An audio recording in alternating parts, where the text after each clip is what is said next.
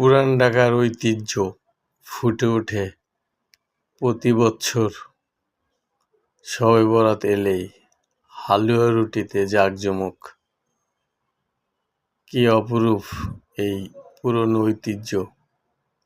পুরান ঢাকার লালবাগ এলাকা সবাই ঘরে ঘরে এই ঐতিহ্য ধরে রেখেছে।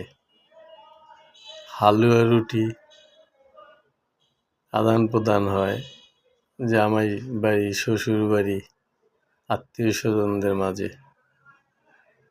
কি সুন্দর এই ঐতিহ্য! বাহারি রঙের মাছ আকৃতি বিভিন্ন রকমের রুটি বিক্রি হয়। সেই পুরনো হালুয়া রুটি দেখতে খুবই সুন্দর এবং উপভোগ